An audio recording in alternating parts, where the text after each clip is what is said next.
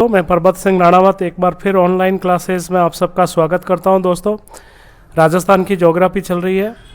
सीमाएं ले ली हमने, विस्तार ले लिया, धरातल ले लिया और मैं जलवायु पे काम कर रहा हूं। जलवायु का भी पहला पार्ट ले लिया, आज सेकंड पार्ट लेके आ रहा हूं। दोस्तों, इसमें कुल 110 प्रश्न है। 55 मैंने पहले पार्ट में ले लिए, आज 56वें से स्टार्ट है। मेरी क्लास बहुत अच्छी लगे दोस्तों तो लाइक शेयर एंड सब्सक्राइब निश्चित रूप से करें। एक बात बता दूं आपको, मेरे जो ये कोरोना काल में बने हुए पेपर इतनी मेहनत से बनाए थे, एक भी प्रश्न बाहर नहीं जाना। आप देख लेना, कुछ भी बाहर नहीं जाना, तो अंत तक जरूर देखें आप और सारे माइंड में बैठा दें इन प्रश्नों को। पहला प्रश्न है दोस्तों, भारत में सबसे पहले मानसून का प्रवेश कहाँ होता? देखना, भारत में सबसे पहले मानसून का जो प्रवेश होता है दोस्तों, यदि प्रायद्वीप भारत पूछे तो केरल, लेकिन यहाँ पर ऐसा कुछ भी नहीं पूछा है।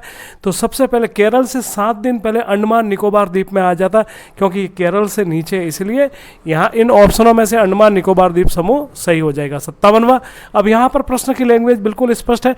प्रायद्वीपीय भारत मतलब एक भूभाग से जुड़ा हुआ, 3 तरफ पानी से जुड़ा हुआ भारत में सबसे पहले मानसून का प्रवेश, तो यहाँ पर दोस्तों केरल हो जाएगा। 58वां प्रश्न, केवल 10 मिनट पूरी तरह से कंसंट्रेट होकर बैठ जाइए। एक एक प्रश्न आपके। राजस्थान में अधिकांश वर्षा किस महीने में होती है? दोस्तों 90% वर्षा हमारे जुलाई माह में हो जाती है।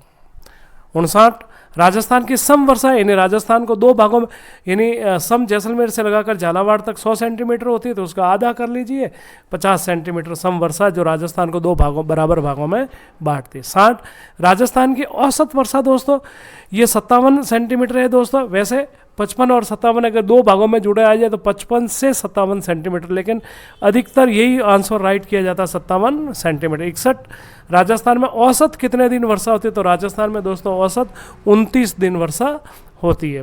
62, राजस्थान में सर्वाधिक वर्षा वाला स्थान पूछा दोस्तों, तो स्थान हो जाएगा माउंट आबू, 150 सेंटीमीटर वर्षा होती है और 48 दिन होती है दोस्तों। राजस्थान के किस जिला में सर्वाधिक वर्षा? तो दोस्तों झालावाड़ हो जाएगा। राजस्थान के किस जिले में सबसे कम वर्षा? दोस्तों कोई देखने की जरूरत नहीं, ऑप्शन उठाओ और जैसलमेर को सही कर दो। 65, राजस्थान के किस स्थान पर सबसे कम वर्षा होती है? यहाँ स्थान पूछा तो दोस्तों ऑप्शन ब राइट हो जाएगा, सम। 66, राजस्थान में वर्षा का प्रवेश द्वारा, हमारा जो वर्षा जो प्रवेश होती है, प्रवेश द्वार होता है 18 जून से 21 जून के बीच में, ये दोस्तों दक्षिणी राजस्थान का बांसवाड़ा हो जाएगा। 67, राजस्थान में सर्वाधिक वर्षा किस मानसून से होती है? तो दोस्तों ये अरब सागर से उठने वाले दक्षिण पश्चिमी मानसून से होती है। राजस्थान में सर्वाधिक वर्षा किस प्रकार की मानसूनी पवनों से आ गया? दोस्तों यही आपके दक्षिणी पश्चिमी मानसून, ऑप्शन स राइट हो जाएगा दोस्तों। ये बहुत अच्छे प्रश्न है दोस्तों, इनको बहुत अच्छे से माइंड में बैठाना आपको। 69, पूर्व से चलने वाली आर्द्र व नमी या नमी पवनों को राजस्थान में किस नाम से, जो पूर्व से चलती है, जो अमूमन बंगाल की खाड़ी से अपने धौलपुर से प्रवेश करती है, जिनको पुरवैया कहते हैं, पूर्व की ओर से चलने वाले पुरवैया।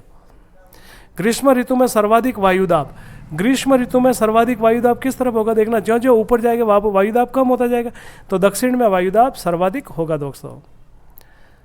71, ग्रीष्म काल में 1000 मिलीबार वायुदाब कहाँ होगा? देखना 970, 80 वो जैसलमेर बाड़मेर की तरफ जी आएंगे, कम हो जाएगा, तो सबसे अधिक कहाँ होगा? झालावाड़ की तरफ हो जाएगा दोस्तों, ऑप्शन झालावाड़ सही हो जाएगा। 72, झालावाड़ में सर्वाधिक वर्षा होने के कारण दोस्तों यहाँ पर सघन वन है, अरावली की स्थिति सघन वन के कारण यहाँ पर सर्वाधिक वर्षा होती है। माउंट आबू में वर्षा होती है दोस्तों 150 सेंटीमीटर। अगला प्रश्न, माउंट आबू में औसत वर्षा दोस्तों 48 दिन तक होती है, झालावाड़ में 40 दिन, राजस्थान में 29 दिन औसत वर्षा। 70, झालावाड़ में औसत वर्षा दोस्तों आ गया 40 दिन। 76, जब सूर्य विषुवत रेखा पर होता है तो उच्च दाब कहाँ पर होता है? देखना, जब सूर्य जहाँ पर होगा वहाँ पर निम्न दाब होगा, सूर्य से जितना दूर होगा वहाँ पर उच्च, तो यहाँ ऑप्शन सही हो जाएगा, दोनों ध्रुवों पर, देखो उत्तरी ध्रुव और दक्षिणी ध्रुव। एक चीज़ और बता दो, यदि सूर्य कर्क रेखा पर है तो अधिकतम वायुदाब दक्षिणी ध्रुव पर, मकर रेखा पर तो उत्तरी ध्रुव, लेकिन यहाँ पर जब सूर्य विषुवत रेखा पर तो दोनों ध्रुवों पर अधिक वायुदाब होगा दोस्तों। जब सूर्य विषुवत रेखा पर होता तो निम्न दाब, सूर्य के साथ ही निम्न दाब होता भूमध्य रेखा पर हो जाएगा दोस्तों, ऑप्शन द राइट हो जाएगा। समुद्र तल पर वायुदाब कितना? समुद्र तल पर दोस्तों 113 है और पृथ्वी की सतह पर 134 है दोस्तों। और ज्यों ज्यों गहरे जाएंगे तब ज़्यादा बढ़ता जाएगा। मावट की उत्पत्ति किस जगह से होती है? जो मावट होता है, जो पश्चिमी विक्षोभ से चलने वाले उत्तर पश्चिमी पवन है, ये भूमध्य सागर से उठती है दोस्तों। बहुत मोस्ट प्रश्न है। मावट किस प्रकार की वर्षा है? ये दोस्तों शीतकाल में होती है, इसलिए हम इसको शीतकाल वर्षा कहते हैं। 80 मावट किस जगह से आर्द्रता ग्रहण करता है? भूमध्य सागर से उठता है और कैस्पियन सागर और काला सागर से ये आर्द्रता ग्रहण करता है, फिर हिमालय से टकरा के वर्षा प्रारंभ कर देता है। मावट किन पवनों से भारत पहुंचता है? देखना यहाँ पर आ गया तो कैसे चलेगा ये? उत्तर से पश्चिम की ओर, नहीं उत्तरी पूर्वी पवनों से, नहीं उत्तरी पूर्वी पवनें यूँ हो जाएगी और ये हो जाएगा दोस्तों उत्तरी पश्चिमी पवनें हो जाएंगे। ओके। 83 मावट किस मंडल में? ये क्षोभ मंडल में उठता है, इसीलिए इसको भारत में पश्चिमी विक्षोभ भी कहते हैं। विक्षोभ यानी क्षोभ मंडल, विक्षोभ विशेष परिवर्तन होता है जब ये, मैं आगे बताऊंगा इसमें। भूमध्य सागर से उठने वाली पवनों को भारत में किस नाम से? तो भारत में इसका नाम पश्चिमी विक्षोभ हो जाएगा। मावट किस फसल के लिए? तो रबी की फसल के लिए, विशेषकर गेहूं। मावट निम्न में से किस फसल के लिए उपयोगी है? देखना जो गेहूं हो जाएगा, मूंग, मक्का, तिल है, ये खरीफ फसल है दोस्तों। तो रबी की फसल के लिए गोल्डन रेन भी कहा जाता है। मावट का नाम किस महीने के नाम? तो ये जो माघ महीने में होता है दोस्तों, इसलिए इसको माघ से मावट कहा गया। जनवरी दिसंबर होता है तो इसलिए इसको कहते हैं। साइबेरिया से उठने वाली ध्रुवीय पवनें व पछुआ पवनें जब भूमध्य सागर पर मिलते हैं तो चक्रवात उत्पन्न होते हैं। देखना जब ये निम्न दाब का केंद्र होता है, बाहर हाई दाब होता है, तब इस प्रकार ये जो निम्न दाब के कारण यहाँ पर होता है दोस्तों। ठीक है ना दोस्तों, निम्न दाब के कारण ऐसा होता है। भूमध्य सागर पर बनने वाले चक्रवात कहलाते हैं। देखना ये घड़ी के विपरीत चलते हैं। हिमालय से टकराने के बाद एक विशेष परिवर्तन होता है और इसीलिए इसको विक्षोभ कहते हैं और फिर घड़ी की दिशा में चलने शुरू हो जाती है, इसलिए भारत में वर्षा होती है। लेकिन यहाँ पर ये घड़ी के विपरीत दिशा में चलते हैं। भूमध्य सागर से चलने वाले चक्रवात की दिशा हिमालय से टकराने के बाद कैसी हो जाती है, जिसके कारण भारत में वर्षा शीतकालीन वर्षा होती है। इसीलिए कहता है कि यहाँ पर हिमालय से टकराने के बाद ये विशेष परिवर्तन होता है, इसीलिए इसको पश्चिमी विक्षोभ कहा जाता है और इसी कारण ये दिशा बदल जाती है और घड़ी की दिशा में बदलना शुरू हो जाते हैं, इसीलिए भारत में शीतकालीन वर्षा होती है। शीतकाल में सर्वाधिक वर्षा होती है, शीतकाल में सर्वाधिक वर्षा मावट से जम्मू कश्मीर में होती है दोस्तों। 92 शीतकालीन या मावट से राजस्थान में, देखना आप नज़दीक गंगानगर आएगा तो वहीं पर होगा, गंगानगर जैसलमेर में, बीकानेर सॉरी। फिर ये राजस्थान उत्तरी से प्रवेश करता है और पूर्व की ओर चलता, फिर धौलपुर की ओर बढ़ता ही है। भूमध्य सागर से उठने वाले चक्रवात कहलाते हैं। ये दोस्तों शीतोष्ण कहलाते हैं। ठीक है ना, शीतोष्ण कटिबंधीय, ये याद रखना वेरी मोस्ट है।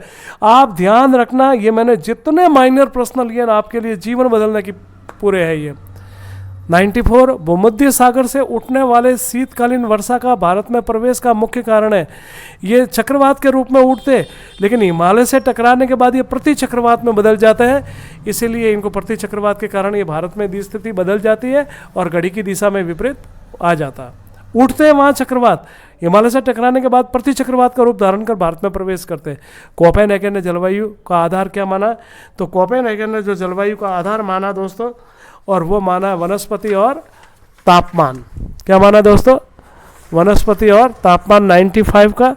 ओके, ऑप्शन अ राइट हो जाएगा दोस्तों। 96 थॉर्नवेट ने जो माना है दोस्तों, थॉर्नवेट ने अमूमन जो माना है वाष्पोत्सर्जन और वर्षा माना है।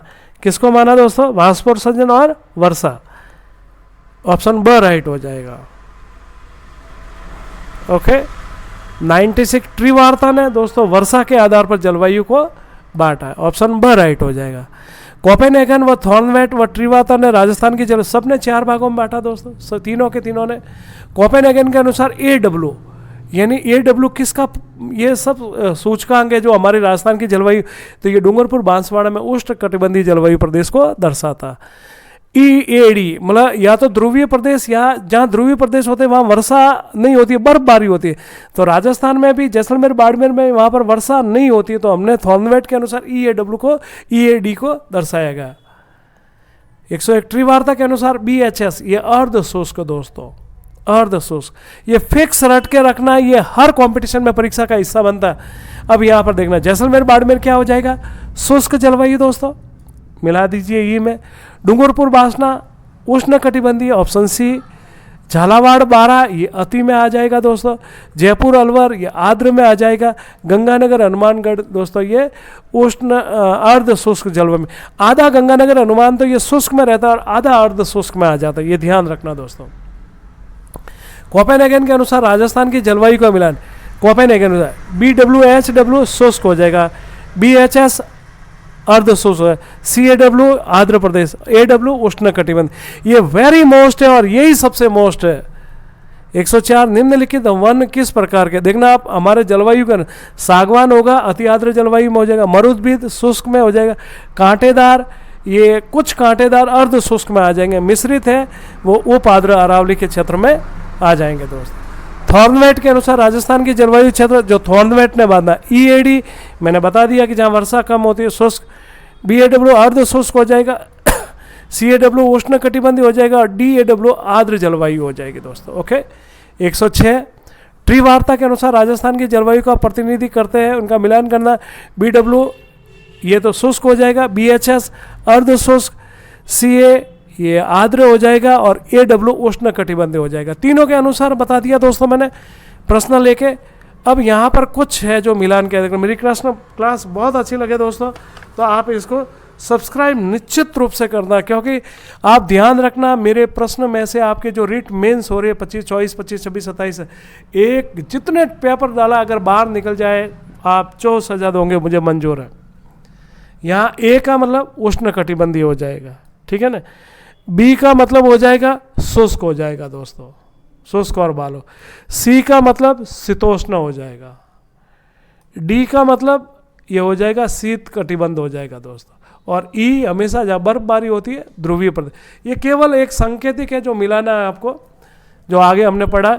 यहाँ पर देखना निम्नलिखित में प्रतीक चिन्ह जलवायु को, W है शुष्क मरुस्थल हो जाएगा दोस्तों, H है अति गर्म या अति मरुस्थल हो जाएगा, H हो जाएगा स्टेपी वन हो जाएगा, G गंगाई क्षेत्र हो जाएगा जो चंबल बैसिन। ये आखिरी प्रश्न था दोस्तों। नमस्ते। यदि मेरी क्लास बहुत अच्छी लगे तो लाइक शेयर एंड सब्सक्राइब निश्चित करें दोस्तों। 1 सेकंड लगेगा, आप सब्सक्राइब निश्चित करें।